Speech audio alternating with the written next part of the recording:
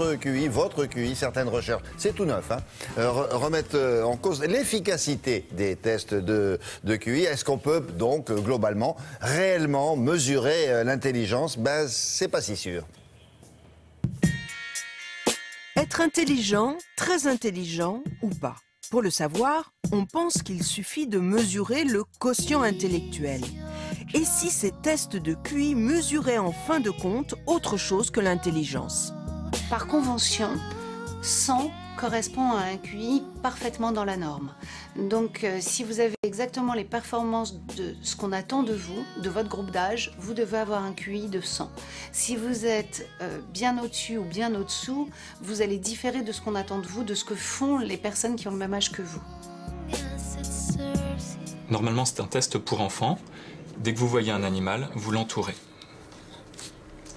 Le problème, c'est qu'en faisant passer des tests de QI qui utilisent le langage, la vision, l'attention, les gestes, etc., forcément, on va confondre des troubles du langage, du geste, de la vision et des troubles de l'efficience intellectuelle. Donc ces tests ne sont valides que quand on n'a aucun trouble du langage, du geste, de la vision, de l'attention. On va demander au sujet ce qui manque sur l'image. Et donc ici, ça va être une dent du peigne. On peut vous demander sur cette page-là de retrouver tous les animaux et de barrer tous les animaux.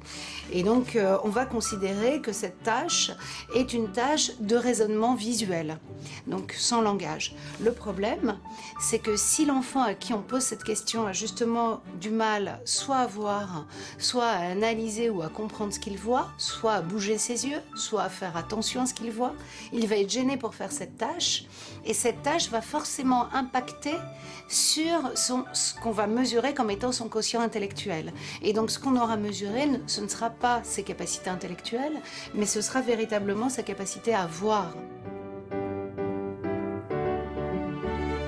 Les enfants qui ont des troubles de l'attention vont être soumis à des tests de QI, sauf qu'on sait très bien que l'ensemble des tests de QI nécessitent de l'attention. Donc forcément, les enfants vont être gênés au cours du test et donc vont avoir des performances plus basses que la population générale, non pas parce qu'ils sont moins intelligents, mais parce qu'ils ne peuvent pas mobiliser leur attention tout au long du test. Un enfant à qui on va demander d'assembler différentes pièces d'un puzzle pour redonner une forme cohérente peut être gêné, non pas parce qu'il n'arrive pas à raisonner, et non pas parce que c'est un trouble intellectuel, mais parce qu'il est gêné gestuellement. Donc on va confondre des troubles du geste et des troubles de l'intelligence. La mesure du QI n'est pas forcément bien corrélée à la réussite scolaire. On a des enfants qui ont un QI très supérieur à la moyenne et qui sont diagnostiqués comme étant à haut potentiel et qui pourtant vont être en échec scolaire. Et c'est très important d'expliquer à un enfant qu'il a de bonnes compétences intellectuelles, qu'il est au-dessus de la moyenne dans ces tests-là, mais que pourtant dans des tâches purement scolaires, il peut être en échec. Si la mesure de l'intelligence servait à mieux prendre en charge les enfants, à ce moment-là, effectivement, ça vaudrait le coup d'avoir des alternatives. Actuellement, la mesure de l'intelligence, elle sert surtout à cataloguer l'enfant comme déficient intellectuel dans la moyenne ou supérieur à la moyenne, mais on sait qu'ensuite, ça ne s'accompagne pas forcément d'une prise en charge adaptée. Ces tests ont été développés dans les années 60. 50 ans plus tard, nos connaissances sur le fonctionnement du cerveau ont radicalement changé. On ne parle plus d'intelligence, mais de potentiel d'apprentissage, de connaissance, de communication. Et ces chiffres ne veulent plus dire grand-chose. Et il est extrêmement grave de décider de l'avenir d'un enfant uniquement sur la base de ces chiffres. Ah bon, bah c'est rassurant ça.